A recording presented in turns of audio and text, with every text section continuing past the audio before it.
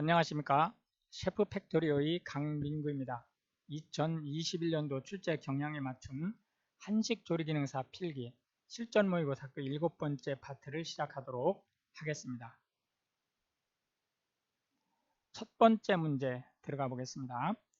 칼슘과 인의 대사 이상을 초래하여 고련화증을 유발하는 유해금속. 여기서 중금속에 대한 식중독에 대한 문제라는 것을 알고 계셔야 돼요. 골연화증을 일으키는 유해금속은 카드뮴이 되겠습니다. 카드뮴은 2타입병으로 유명해졌죠. 철은 부족할 경우에 빈혈을 일으키는 주범입니다. 수은은 중추신경을 마비시키는 미나마타병의 주범이죠. 주석은 부족할 경우에 성장을 저해시킬 수 있다. 이렇게 말씀드릴 수가 있겠습니다. 2번 문제로 넘어가겠습니다. 하수오염 조사 방법과 관련이 없는 것. 하수오염과 관련이 없는 것을 물어봤어요. THM의 측정, 트라이할로메탄입니다. 트라이할로메탄은 염소 소독할 경우에 염소의 양이 지나치게 많을 경우 발생하거든요. 그러니까 이거는 상수도 관련된 거다 해서 하수가 아니다 라고 말씀드릴 수 있겠고요.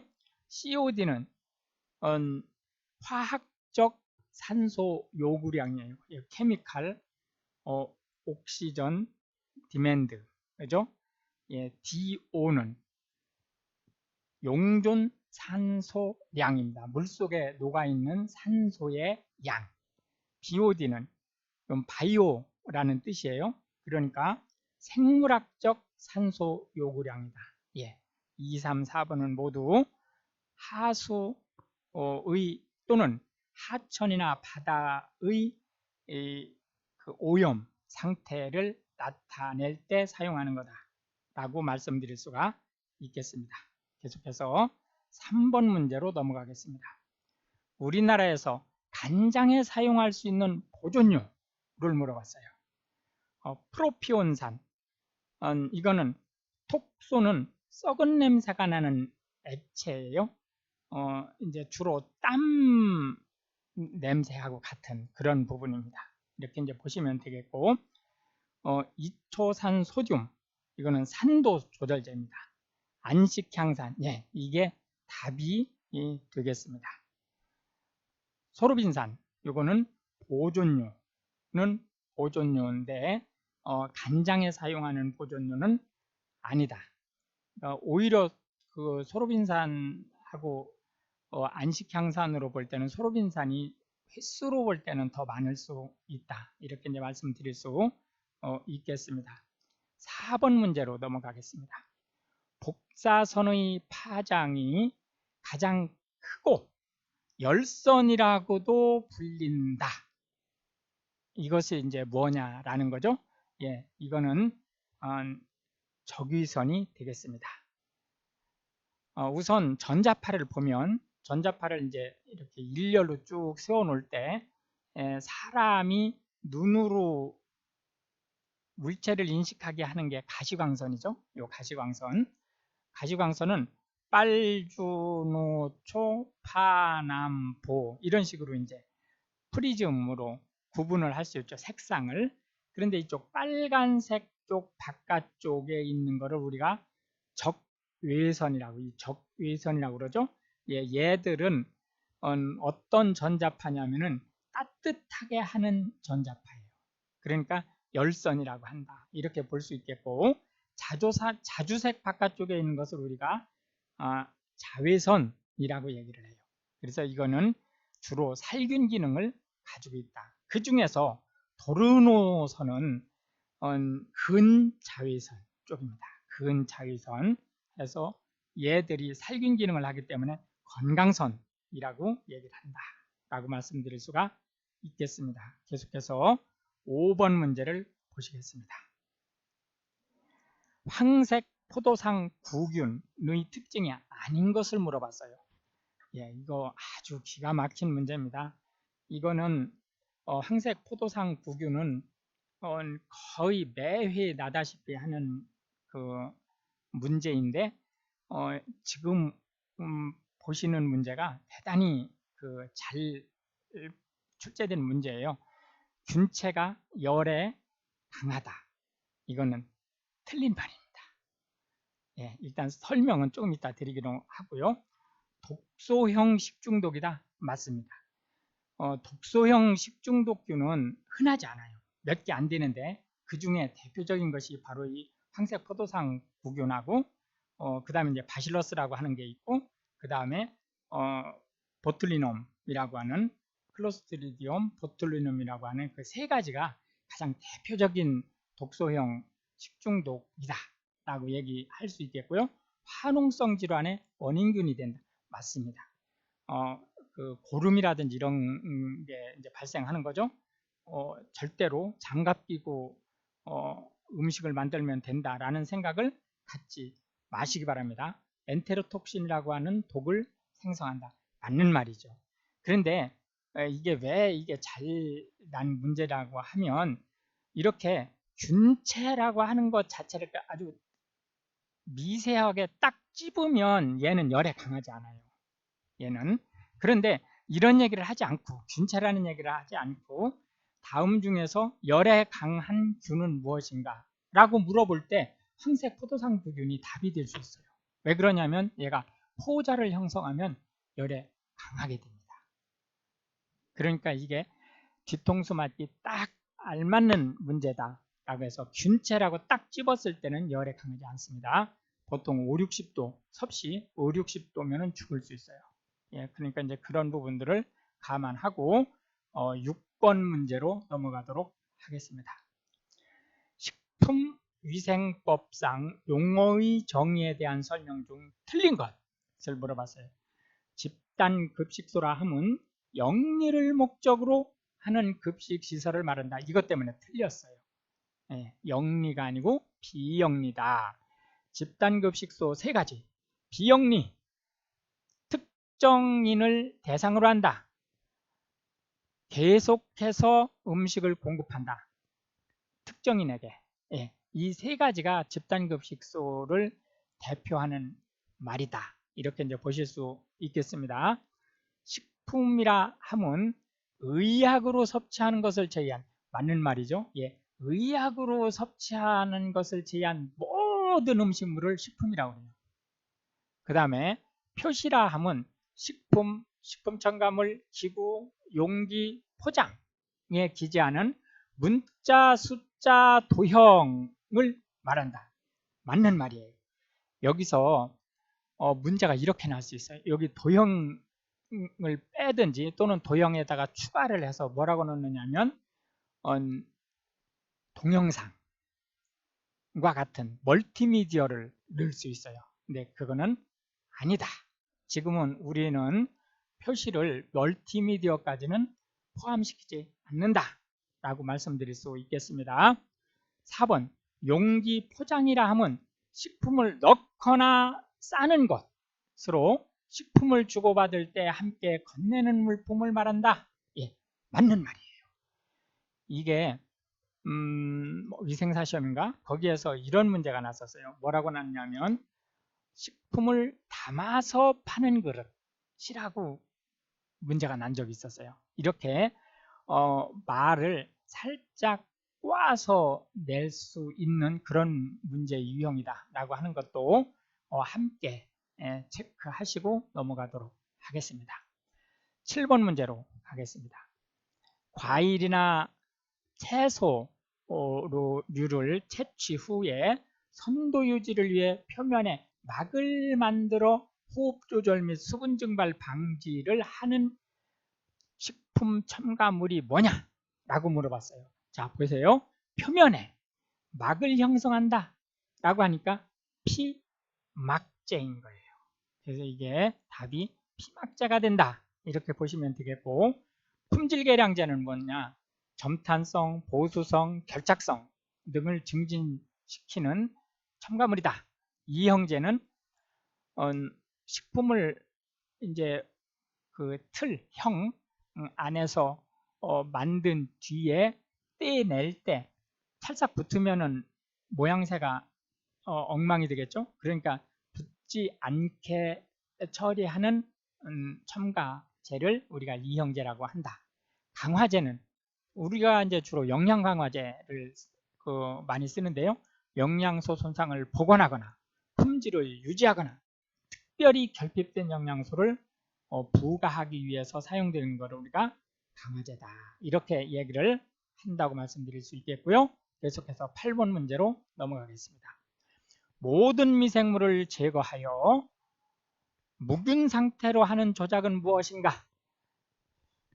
이 문제는 다툼의 여지가 있는 문제예요. 그러니까 일단은 그걸 참고하시고 그 답은 일단은 멸균으로 하고 가겠습니다. 그러나 살균도 이게 답이 될 수 있는 거예요. 살균도 사전적 의미로 표현을 하면 이 말하고 똑같아요. 그런데 살균과 멸균의 차이가 뭐냐? 멸균은 포자까지 박살을 내는 겁니다. 살균은 포자는 박살을 못 내요. 오로지 살아있는 미생물만 제거하는 거예요. 자, 다시 한번 말씀드리겠습니다. 살아있는 미생물을 깡그리 제거해서 무균 상태로 만드는 것은 살균이나 멸균이나 마찬가지인데, 멸균은 뭐까지 제거할 수 있느냐? 포자까지 제거를 할 수 있다 하기 때문에 모든 미생물이라는 말 안에 포자를 포함한다고 봐서 답은 일단 멸균으로 체크하는 것으로 그렇게 하겠습니다. 그러나 이 문제는 그 말썽이 있을 수 있는 문제다라고 하는 것을 일단 염두에는 두고 가시기 바랍니다. 소독이라는 건 뭐냐?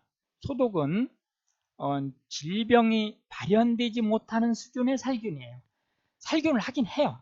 살균을 하긴 하는데, 예를 들어서 균이 1000만 개가 있어야 식중독이 발생을 해요. 그런데 한 100만 개 정도가 살아갈 수 있을 정도로 아주 약하게 소독약을 뿌렸어요. 이랬을 경우 우리가 소독이라고 하는 거예요. 그때는 이렇게 100만 마리 정도가 살아있는 거예요. 1000만 마리 중에서. 그러면은 이렇게 100만 마리가 살아있다고 해서 소독이 잘못됐느냐? 그게 아니에요. 왜냐하면 100만 마리 가지고는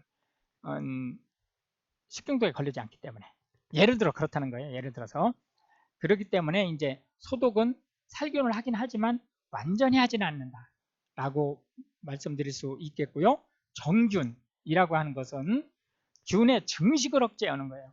그렇기 때문에 얘는 어떤 특성이 있느냐면 현재 있는 균은 그냥 있어요. 살려두는 겁니다. 그러니까 증식만 하지 못하는 거예요. 정균은. 그래서 이 정균은 사실은 항균이라는 말하고 거의 같은 말이에요. 뭐 이거를 엄격하게 나누기가 대단히 어려운 말입니다. 어쨌든 그 정도 설명을 드리고 9번 문제로 넘어가도록 하겠습니다. 일반적으로 식품 1g 중 생균수가 얼마 이상일 때 초기 부패로 판정하는가? 예, 10의 7승입니다. 1000만 마리예요. 1000만 마리. 100만 마리 이하일 때는 신선하다고 보는 거예요. 1g의 생균수가 세봤더니 100만 마리 정도 된다. 그러면은 신선하다고 보는 거고, 1000만 마리 이상이 된다. 그러면은 부패가 시작됐다라고 판단한다. 이렇게 말씀드릴 수가 있겠고요. 계속해서 10번으로 넘어가겠습니다. 내열성이 강한 아포를 형성하며 식품의 부패 식중독을 일으키는 현기성균. 예, 아까 황색 포도당 구균도 아포 형성할 수 있다고 그랬잖아요. 그런데 아포를 형성하는 식중독균의 대표는 클로스트리디움 보툴리넘이다. 이렇게 말씀드릴 수 있겠고요. 리스테리아, 얘는 저온균으로 유명한 거예요. 저온균으로. 그런데 이걸 꼭 기억하고 계셔야 돼요. 얘는 임산부가 이 식중독에 걸렸을 때 아기가 온전치 못할 수 있어요.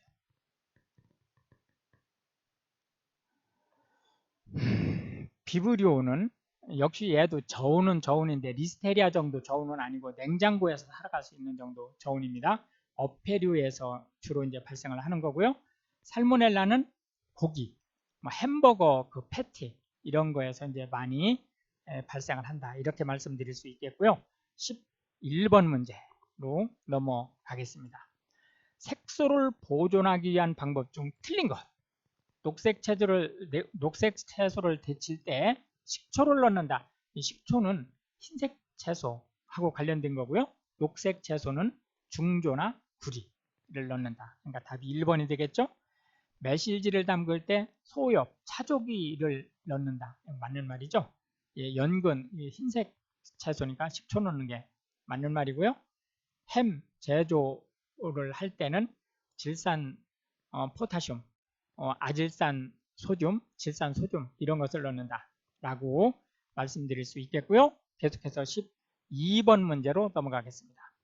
신선한 생육의 환원형 미오글로빈이 공기와 접촉하면 분자상의 산소와 결합하여 옥시 미오글로빈으로 되는데 이때의 색은 뭐냐라고 물어봤어요.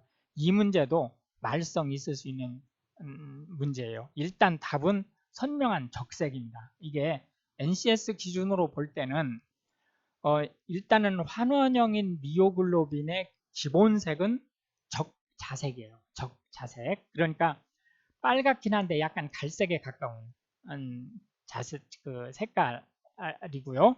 보라색이나 갈색에 좀 가까운. 그런데 얘가 이게 환원형이라는 얘기는 지금 산소가 붙어있지 않다는 뜻이에요. 여기에 공기와 접촉해가지고 산소가 결합되면 무슨 색으로 변하냐면 선명한 적색으로 변해요. 선명한 적색으로. 그런데 사실상은 우리가 눈으로 볼 때는 선홍색으로 보여요. 그리고 선홍색이 훨씬 더 고기가 예뻐 보여요. 이게 선홍색이잖아요. 그렇기 때문에 이렇게 이제 지문을 내면 문제가 2번과 4번이 다 답이 될 수 있다는 항의를 받을 수 있는 문제예요. 그러나 이제 우리는 이런 경우에 선명한 적색을 답으로 하시는 거고요. 만약에 이렇게 두 개가 안 나오고 얘가 없었다. 얘가 없이 선명한 분홍색만 있다. 그럼 얘를 답으로 하시면 돼요. 그 다음에 이제 이건 초기고 초기에 선명한 적색이 되는 거고 더 오랫동안 놔두면 회갈색으로 변해요. 이제 회갈색으로 변하면 이제 고기가 이제 부패하기 시작했을 확률이 있는 거죠. 그러니까 기분이 좀 별로 안 좋은 그런 상황이 될 수 있다. 이렇게 말씀드릴 수 있겠고요. 13번 문제로 넘어가겠습니다. 유지는 뭐예요? 유지가. 예. 지금 강사가 그 해설을 할 때 해설하는 것도 중요하지만 이 용어를 이해하는 게 무지하게 중요해요. 조리기능사 필기에서 가장 많이 점수를 갉아먹는 것이 이 용어를 이해하지 못해서 그래요. 몰라서 틀리는 것보다 뭘 물어보는지를 몰라서 틀리는 거예요. 그렇기 때문에 강사가 콕 집어가지고 그 의미를 설명을 할 때 그걸 꼭 기억을 하셔야 돼요. 그래야 시험장에 갔을 때 이게 이제 문제 은행식이기 때문에 실제는 글자 하나 안 틀리고 나올 수 있거든요. 그러나 문제 은행이 이게 그 은행 안에 있는 풀이 너무나 크기 때문에 똑같은 문제가 나올 확률이 많지 않아요. 그랬을 때 이렇게 말의 의미를 정확하게 알고 있어야 이 지문이 확 바뀌어도 맞출 수 있다는 거예요. 유리지방산의 함량이 높아짐으로 발연점이 낮아진다. 맞는 말이에요. 유지를 가열하면 유리지방산이, 그러니까 유리지방산이라고 하는 것은 지방산이 원래 분자에서 떨어져 나가가지고 분해돼서 따로따로 놓는 거를 유리지방산이라고 그래요. 예, 발연점이 낮아지는 게 맞습니다. 연기 성분으로는 알데히드나 케톤 등이 있다. 맞는 말이에요. 요오드 값이 높아진다. 이게 문제가 있어요. 높아지는 게 아니고 낮아지는 겁니다. 요오드 값이 높아지려면 불포화성이 높아져야 되거든요. 그런데 유리지방산이 많아지면 불포화성이 깨지는 거예요. 중합반응에 의해 점도가 증가된다. 맞는 말이죠. 기름을 계속 가열하고 닭튀김을 계속하고 하면 기름이 끈적끈적해지는 거예요. 해서 14번 문제로 넘어가겠습니다. 브로멜린이 함유되어 있어 고기를 연화시키는 과일. 이게 고기를 연화시킨다 해서 연육제라고 하는 거예요. 연육제를 지금 물어보는 거예요. 그런데 그 연육제 중에 브로멜린이라고 하는 성분이 함유된 연육제가 뭐냐? 이걸 지금 물어보는 거죠. 예, 이 답은 파인애플이 되겠습니다. 파인애플에 포함된 연육 성분을 브로멜린이라고 하는 거예요. 예. 그러면은 이 천연 연육제로 쓰는 걸 파인애플 말고 또 뭐가 있을까요? 예, 대표적인 거 한 3개만 말씀드리겠습니다. 파파이. 이거는 파파야에서 추출하는 거예요. 그 다음에 액티니딘. 이거는 키위에서. 그 다음에 피신. 이건 무화과에서 추출된 거다. 이렇게 말씀드릴 수 있겠고요. 15번으로 넘어가겠습니다. 기생충과 중간숙주의 연결이 잘못된 것은? 이라고 물어봤어요. 12지장충, 모기. 12지장충은 중간숙주가 없어요. 그러니까 이건 뭐 여기가 모기냐 뭐냐 이거 볼 필요 없이 틀린 거예요. 답이 되겠죠. 말라리아는 사람이 중간숙주예요. 말라리아가 원래 우리나라에 말라리아가 없어졌었어요. 거의 한 10년 정도 말라리아가 거의 없어졌었는데 요즘 또 생겼어요. 왜 생겼느냐? 저 북한 지방에서 말라리아가 너무 극성스러워 가지고 4km나 되는 그 비무장지대를 뚫고 넘어와서 이 전방 지역에 있는 우리 병사들이 말라리아에 어쩌다가 걸려요. 그래가지고 한 10년 안팎 그 말라리아가 없다고 세계보건기구에 보고도 했었는데 좀 다시 생겼습니다. 폐흡충, 가재개가 중간숙주 맞죠? 무구조충, 소가 중간숙주예요. 여기서 무구조충은 아마 처음 들어보실 수도 있어요. 이거는 천충이라고 우리가 주로 알고 있어요. 천충. 그리고 구는 갈고리란 뜻이거든요. 갈고리가 없다. 그러니까 민천충이라고 얘기를 하는 거죠. 민천충. 이것은 소가 중간숙주가 된다라고 말씀드릴 수 있겠습니다. 16번 넘어가겠습니다. 조리사 면허의 취소 처분을 받은 때에 면허증 반납을 누구에게 하느냐? 자, 조리사 면허는 이게 지금 자격증이 아니에요. 지금 현재 시험은 자격증 시험을 보는 거죠. 자격증 시험은 어디서 봐요? 노동부에서 보죠. 예, 노동부에서 산업 인력공단을 통해서 보는 거죠. 그런데 면허는 누구한테 받죠? 면허는 자격증을 받은 사람에게 면허를 주는 사람은 특특시군구예요. 특별자치도지사, 특별자치시장, 시장군수구청장이에요. 그러니까 이분들이 주시고 또 이분들이 걷어갈 수 있다. 이렇게 말씀드릴 수 있겠고요. 계속해서 17번 문제 들어가도록 하겠습니다. 모체로부터 태반이나 수요를 통해서 얻어지는 면역은 무엇이냐? 이거는 모체로부터 얻어지는 것이기 때문에 자연스러운 거죠. 이건 뭐 누가 일부러 하는 게 아니니까 자연스러운 거예요. 그러니까 일단은 자연이 답이 되는 거예요. 그리고 태반이나 수유를 통해서 얻어지는 것은 애기하고는 아무 관계 없는 거죠. 그러니까 수동이 되는 거예요. 수동. 그래서 답이 일단 3번이 되겠고, 자연능동은 뭐예요? 자연스러운 일이긴 한데 그 면역을 얻는 사람이 뭔가를 했기 때문에 얻는 거예요. 예, 이거는 질환에 걸렸을 때, 예를 들어서 홍역에 걸렸을 때, 그럼 홍역이 낫고 나면 다시는 홍역이 안 걸려요. 이런 거를 자연 능동면역이라고 한다. 인공은 뭐죠? 인공은 사람이 일부러 만든 것이에요. 만든 것인데 능동적으로 하는 거, 일부러 하는 것이니까 이건 백신이에요. 백신.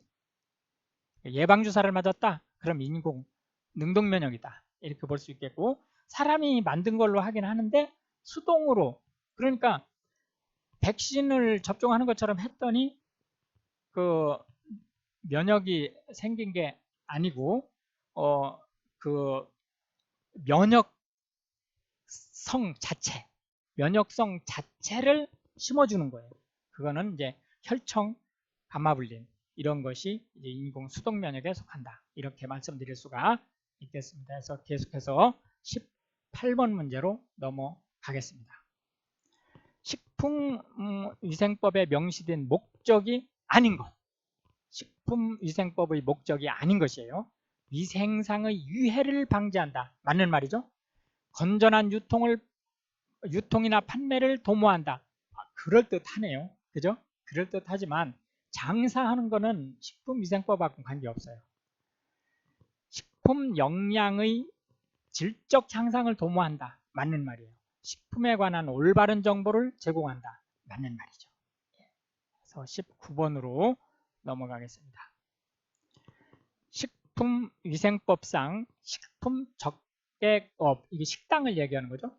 영업을 하려는 자는 몇 시간의 식품위생교육을 미리 받아야 하는가?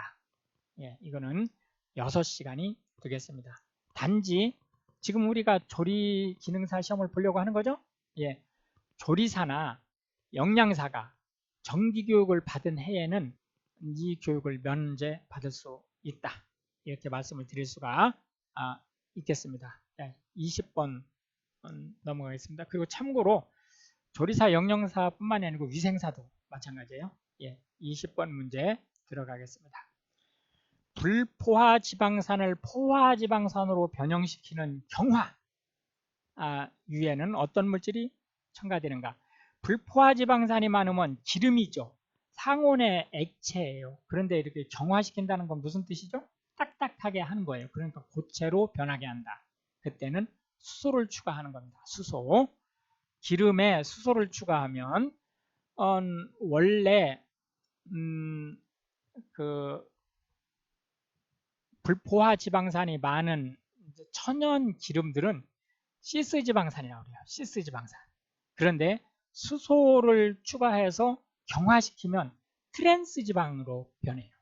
트랜스 지방 하면은 익히 알고 있는 얘기죠? 예, 그 트랜스 지방이에요. 트랜스 지방의 대표적인 게 뭐죠? 예, 쇼트닝. 예, 쇼트닝이 트랜스 지방의 대표적인 거다. 이렇게 말씀드릴 수가 있겠습니다. 21번 쇼트닝 같은 거 문제 자주 나는 거예요. 꼭 기억하시기 바랍니다. 소시지 100g당 단백질이 13g, 21g, 5.5g이 들어있대요. 그러면 100g에 이렇게 들어있을 때 150g의 열량이 얼마나 되는지 한번 보죠. 13g. 일단 100g을 먼저 계산을 해보겠습니다. 13g 곱하기 얼마죠? 단백질은 g당 4kcal가 나요. 더하기 지방이 21g이래요. 21 곱하기 지질은 g당 9kcal가 납니다. 9 더하기 당질은 5.5래요. 그러니까 5.5 곱하기 역시 당질도 단백질처럼 g당 4kcal예요. 그러면은 얼마가 될까요? 4, 32, 4, 1은 5, 52, 9, 1은 9, 9, 28, 189, 5, 4, 20, 5, 4, 22, 22g이네요. 예. 스마트폰으로 계산 한번 해보세요. 263이 나오네요. 263. 그죠? 263. 그러면, 이제 100g일 때 263이잖아요.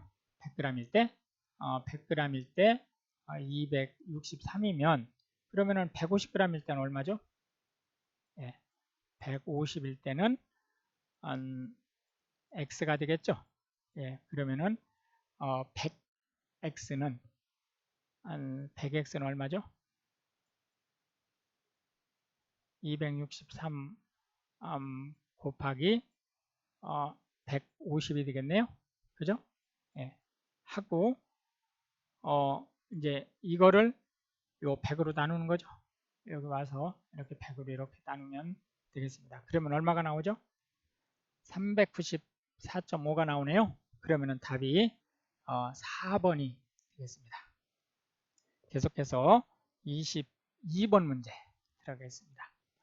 다음 당류 중 단맛이 가장 약한 것은 무엇인가? 다음 당류 중에서 단맛이 가장 약한 것을 물어봤어요. 일단 천연당으로 가장 단맛이 높은 것은 과당이에요. 프록토스. 프록토스는 설탕이 기준이거든요. 설탕을 100으로 할 때 과당은 173이에요. 173. 그리고 포도당은 74 정도 돼요. 이게 딱 숫자가 이 설탕을 제외하고는 이 숫자는 약간 왔다 갔다 할 수 있어요. 그때 메가당이 33이에요.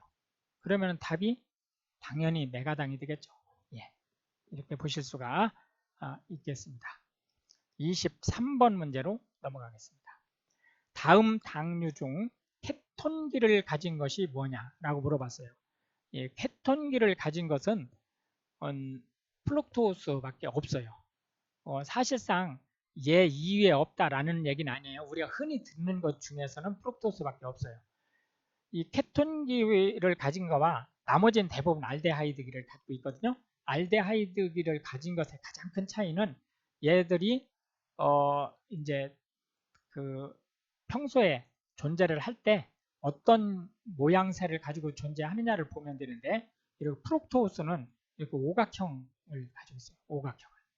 그런데 이 나머지 알데히드기를 가지고 있는 애들은 육각형이에요. 모양새가. 나중에 이제 과목별 그 얘기를 할 때, 지금은 이제 실전 모의고사죠. 과목별 얘기를 할 때 이거 좀 더 자세히 말씀드릴 수 있도록 그렇게 하겠습니다. 계속해서 24번 문제로 넘어가겠습니다. 후년에 대한 설명으로 틀린 것을 물어봤어요. 후년이 뭐예요? 후년은 예를 들어서 참나무라든지 이런 거를 불완전 연소시켜서 그 연기를 통해서 육류를 이제 그 조리하는 그것을 얘기하는 거죠. 햄, 베이컨, 소세지 등이 후년 제품의 대표적인 거다. 맞는 말이죠? 예. 후년의 목적은 육제품의 풍미 향상과 외관 향상이다. 맞는 말이에요. 특히 풍미 향상. 후년 재료는 침엽수 아니에요. 이거는 화렵수예요. 화렵수. 뭐로? 소나무가 아니고 참나무. 후년하면 보존성이 좋아져요. 왜 그러죠? 그 참나무를 불완전 연소시킬 때 나는 연기는 살균력을 가지고 있어요. 그렇기 때문에 보존성이 좋아진다. 이렇게 말씀드릴 수가 있겠습니다. 계속해서 25번으로 넘어가겠습니다. 감자 껍질을 벗겨두면 색이 갈색으로 변하죠? 예, 이를 막기 위한 방법이 뭐냐고 물어봤어요. 우선은 이거를 무슨 현상이라고 그래요? 감자 껍질을 벗겨두면 갈색으로 변하는 거예요. 이거를 효소적 갈변 현상이라고 그러죠. 효소적 갈변 현상은 왜 발생하죠? 효소가 산소와 만나서 작용을 하는 거예요. 그러니까 산소와 만나지 못하게 하면 된다. 물에다가 담그면 산소와 못 만나죠. 물속에 산소가 있죠. 그러나 너무 양이 적고 작동할 수 없는 산소예요. 그렇기 때문에 물에 담궈 놓으면, 여기다가 특히 소금 살짝 또는 설탕 살짝 넣으면 더 확실하죠. 냉장고에 보관한다고 해서 갈변이 안 되느냐? 아니죠. 되죠. 냉동시키는 것도 답은 아니다. 공기 중에 방치하면 더더욱 잘 된다. 26번으로 넘어가겠습니다. 다음 중 일반적으로 뿌리 부분을 주요 식용 부위로 하는 채소, 뿌리를 먹는 채소라 해서 근체류라고 하는 거예요. 예, 답은 비트가 되겠죠. 파슬리는 엽체류, 잎사귀를 먹으니까, 브로콜리는 화체류, 꽃을 먹으니까, 아스파라거스는 경체류, 줄기를 먹으니까, 이렇게 되겠습니다. 27번 문제로 넘어가겠습니다.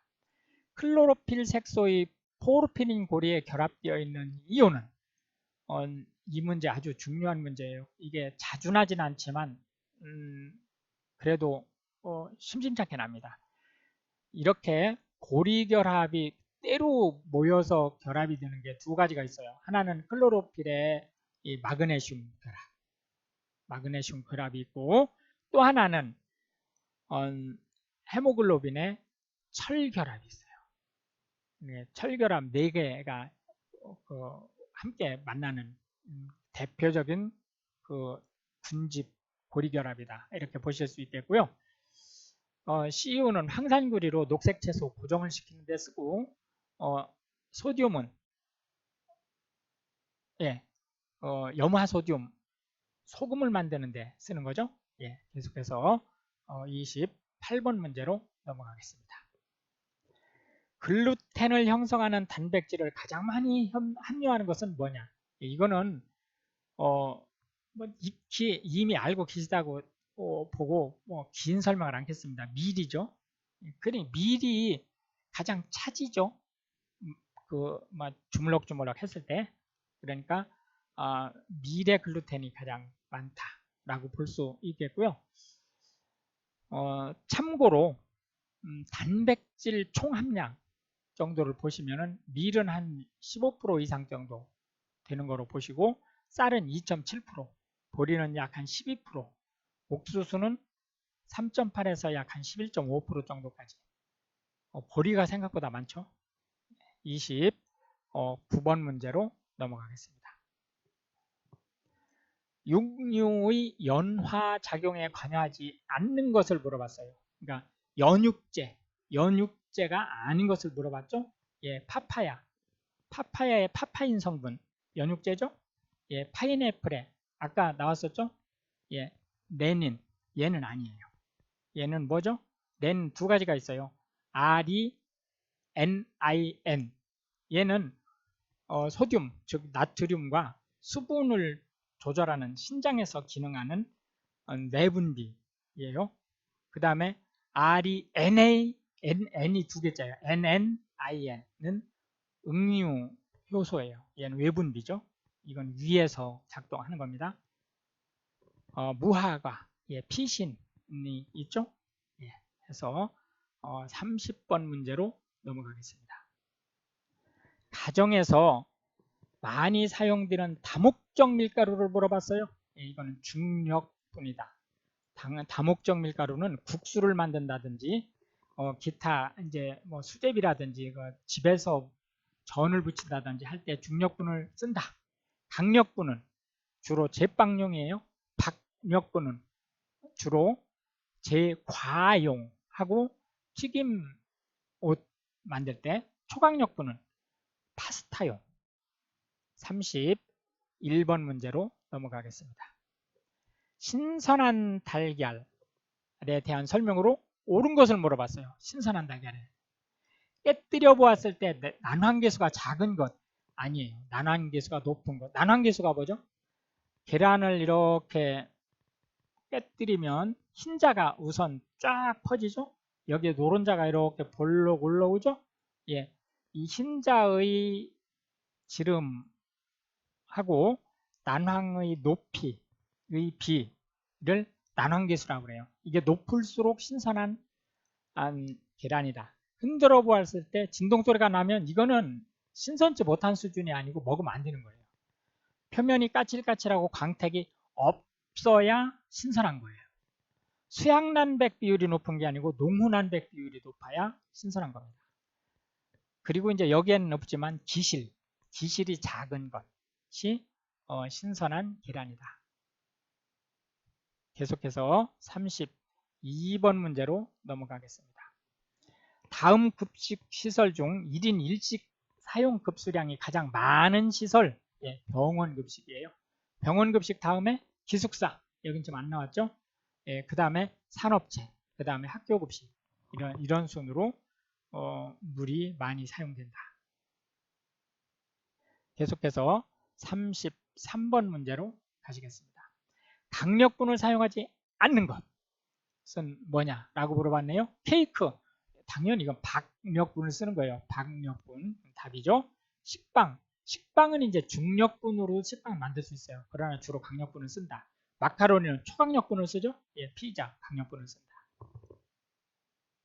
34번 문제를 보시겠습니다.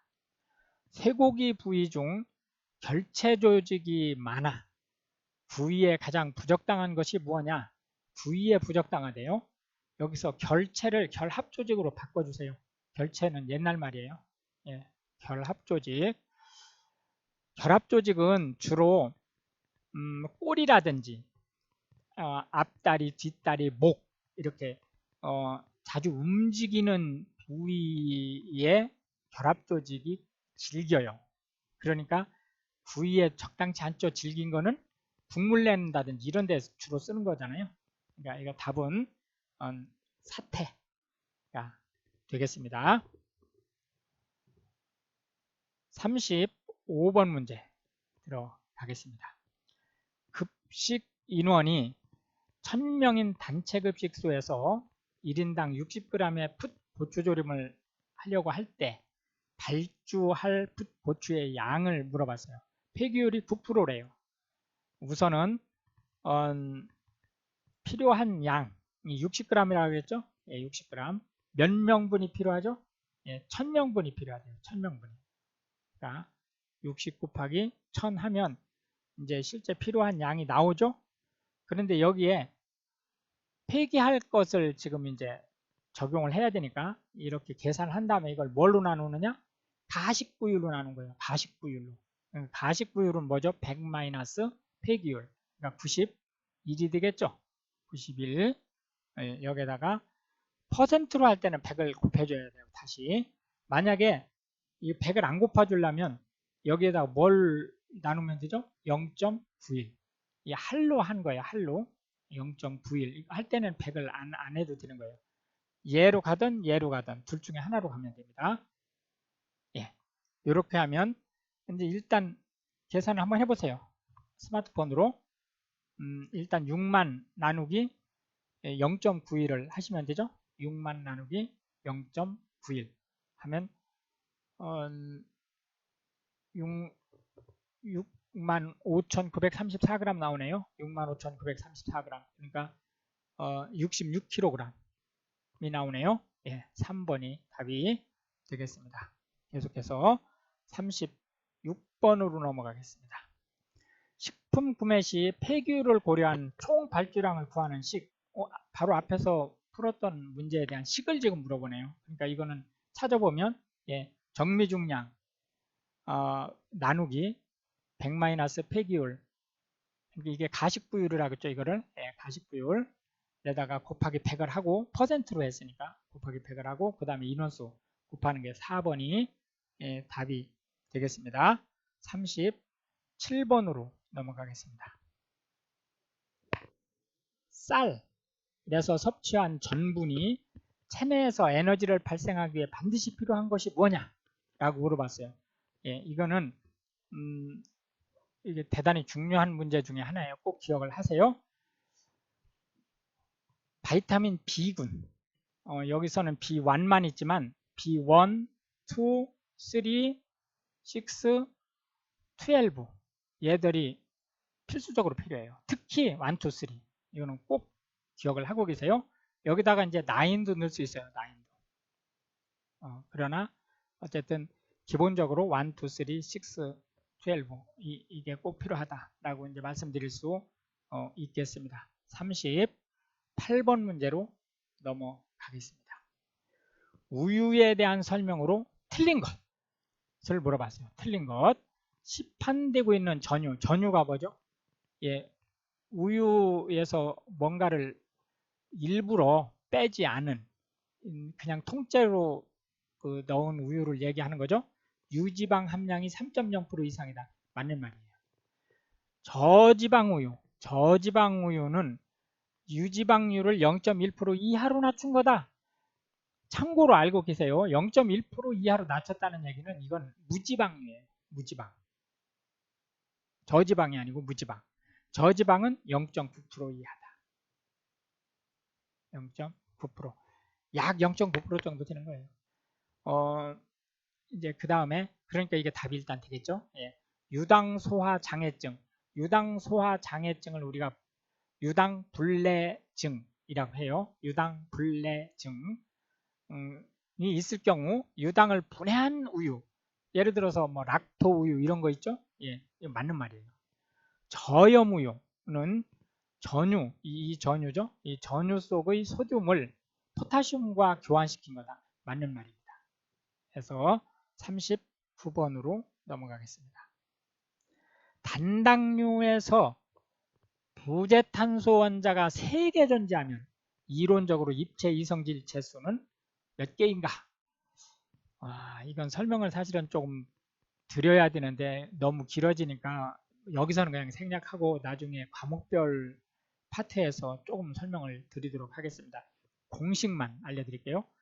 우선은 밑을 2로 해요. 무조건. 밑을 2로 하고 그 다음에 탄소 원자 수를 지수로 보내는 거예요. 그러니까 지수로. 그러면은 2에 3승이 되죠. 그럼 2, 4, 2, 4, 8에서 8개가 된다. 계속해서 40번 문제가 되겠습니다. 젤라틴에 대한 설명으로 옳은 것을 물어봤어요. 젤라틴은 젤리를 만든 건데 동물성이에요. 동물성. 젤라틴의 이제 가장 대표적인 것이 그러니까 젤라틴을 만들 수 있는 것으로 볼 수 있는 것. 그러니까 탄성이 있는 근육을 얘기하는 거죠. 그것에 이제 가장 대표적인 것이 콜라겐하고 엘라스틴인데 엘라스틴은 사실상은 사람이 섭취할 수 없어요. 콜라겐만 젤라틴이 될 수 있다라고 이제 보시면 됩니다. 과일 젤리나 양갱 이거는 한천을 이용하는 거예요. 이 식품이 어디 식품이죠? 식물성 식품이잖아요. 그러니까 얘는 동물성이에요. 해조류로부터 얻은 다당류 이 한천이에요. 그러니까 1번이랑 같은 말이에요. 산을 아무리 첨가해도 젤 강도가 저하되지 않는다? 아니에요. 산이 많아지면 젤이 잘 만들어져요. 3 내지 10도씨에서 젤화되면 온도가 낮을수록 빨리 응고한다. 맞는 말이죠? 왜냐하면 이게 그 동물성 기름기가 있기 때문에 젤라틴은 동물성이라고 했잖아요. 그러니까 온도가 낮아지면 딱딱해지죠. 41번 문제를 보시겠습니다. 일반적으로 식품의 구매 방법으로 가장 옳은 것, 가장 옳은 것이에요.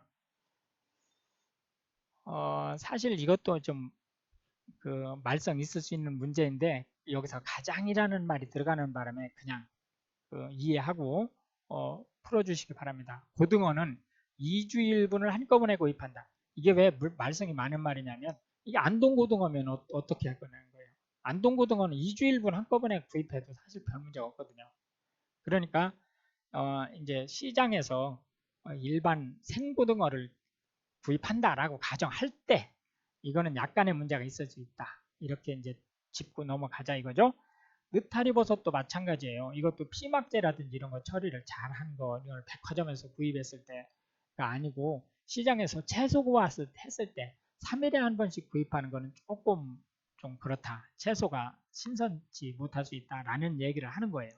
쌀은 1개월분을 한꺼번에 구입해도 문제가 없죠. 그러니까 일단 답은 3번으로 체크하고 쇠고기도 마찬가지예요.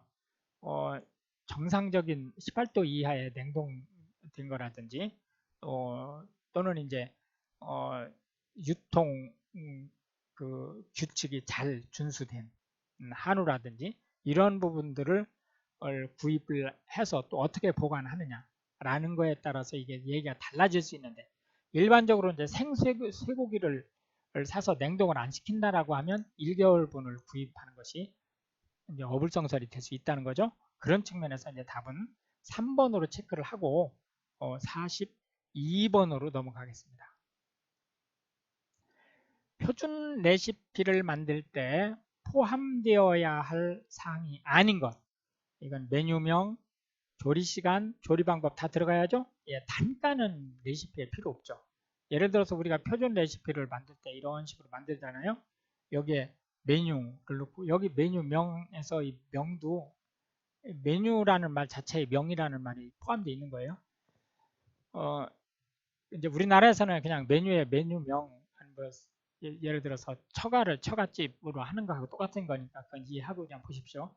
메뉴를 쓰고 그 다음에 이제 재료 뭐 1, 뭐 2, 뭐 3, 뭐 이런 식으로 재료 넣고 그 다음에 이제 조리 방법 뭐 1, 뭘 어떻게 한다, 2, 뭘 뭐 몇 그램을 뭐 어떻게 한다, 뭐 이런 식으로 넣고, 그 다음에 이제 필요할 경우에 이제 사진 추가하고, 그 다음에 뭐 특이사항이라든지 이런 걸 이제 기입을 비고란을 넣는다든지 이런 식으로 해서 이제 표준 레시피를 만들 수 있죠. 그럴 때에 단가는 사실상은 여기 표준 레시피에선 필요 없다. 관리 측면에서는 당연히 필요하죠. 그러나 레시피에선 필요 없다라고 말씀드릴 수 있겠고요.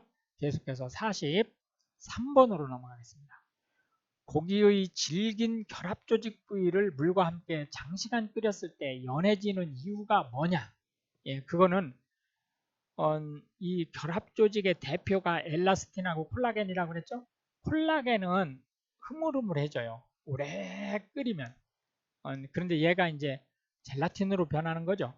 그래서 답은 4번이 되겠는데 엘라스틴은 흐물흐물해지지 않아요. 44번으로 넘어가겠습니다. 다음 중 일반적으로 폐기율이 가장 높은 식품.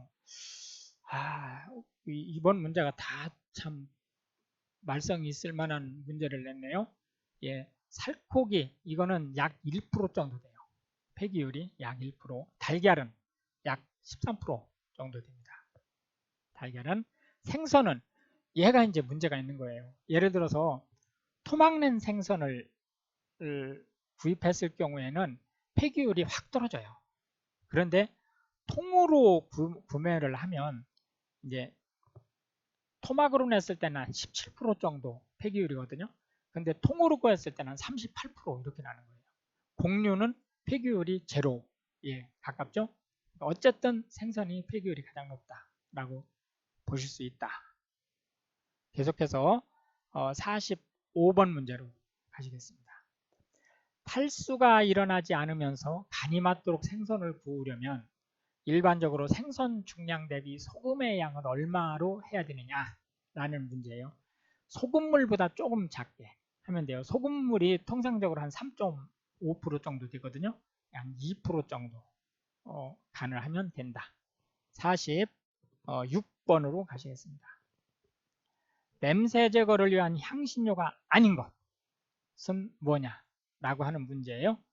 예, 육두구, 넌맥, 월계수잎, 마늘, 세이지.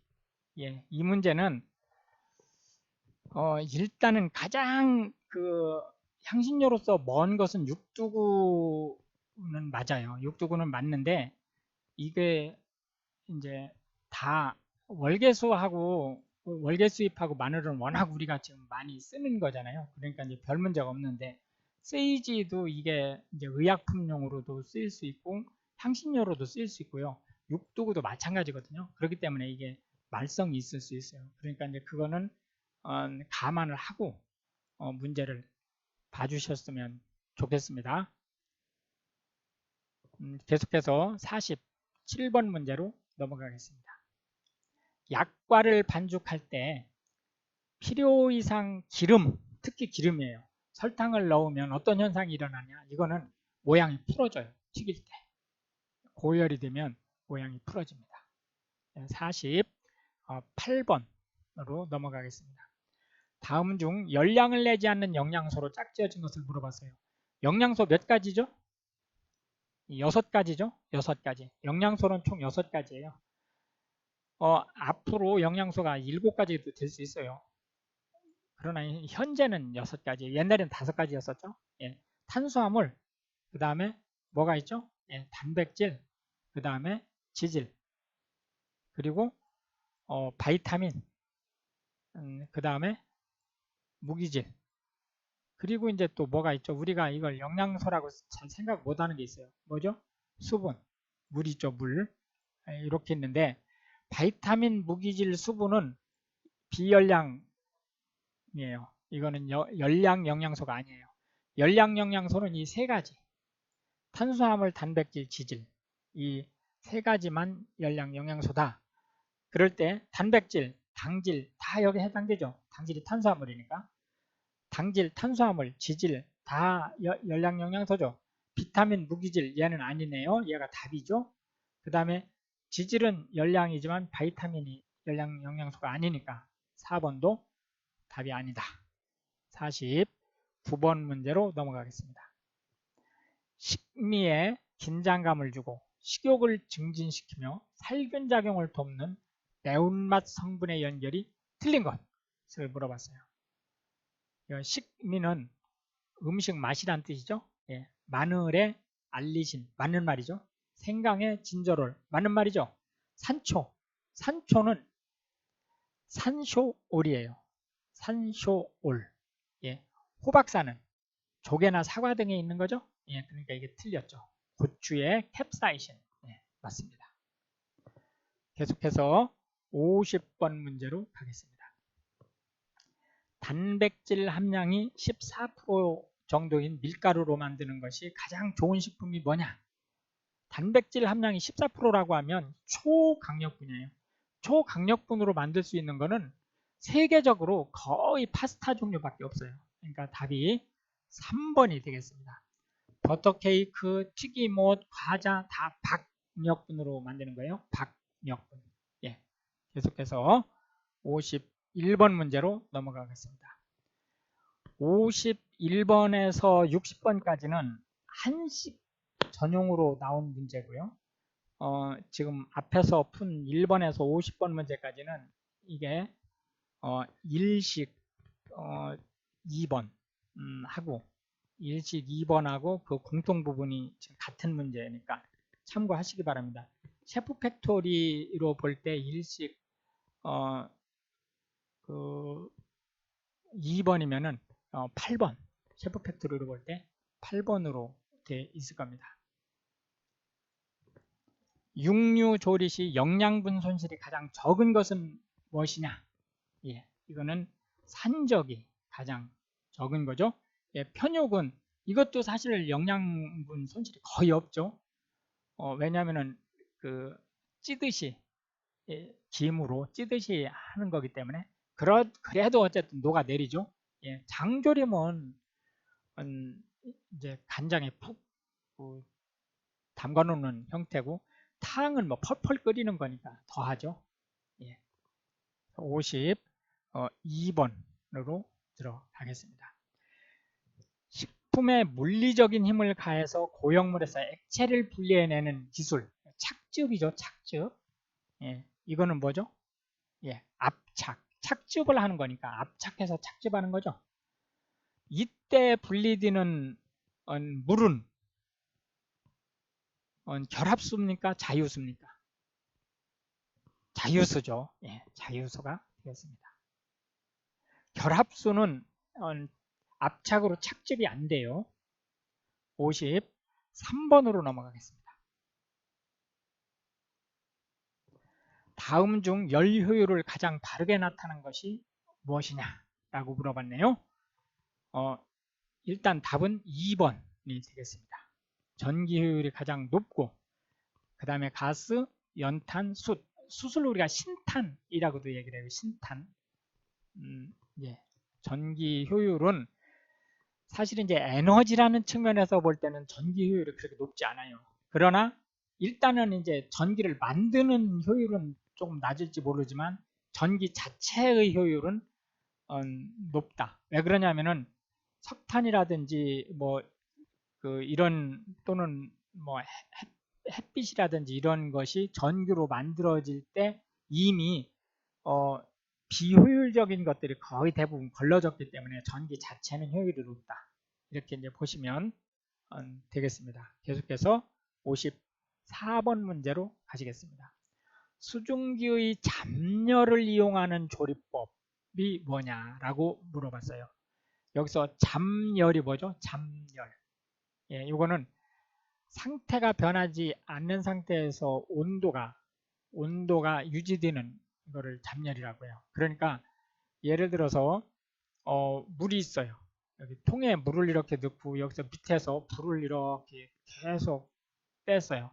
그러면은 이 불을 뗀다는 것은 여기 칼로리를 여기 지금 추가하는 거죠. 이 물에 칼로리를 주입하는 거잖아요. 이 열량이 주입되면 이 물의 온도가 계속 올라가죠.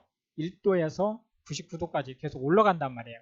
그런데 99도가 되면 이제 101도가 될 수가 없죠. 물은 기본적으로 이 순수한 물이 일기압의 순수한 물이라고 할 때, 그럴 때에 이 99도에서 이 100도까지 가는 이 상태에 계속 머물러 있어요. 언제까지? 물이 다 증발될 때까지. 예, 그때 상태에 이 추가되는 에너지를 우리가 잠열이다 이렇게 얘기하는 거예요. 또 역시 마찬가지로 1도에서 마이너스 1도로 넘어가는 사이에 0도가 있는데 0도에서 계속 머물고 있죠. 언제까지? 다 얼을 때까지. 예, 그거를 우리가 잠열이라고 한다 라고 할 때, 잠열을 이용한다는 얘기는 수증기를 이용한다는 뜻이에요. 수증기.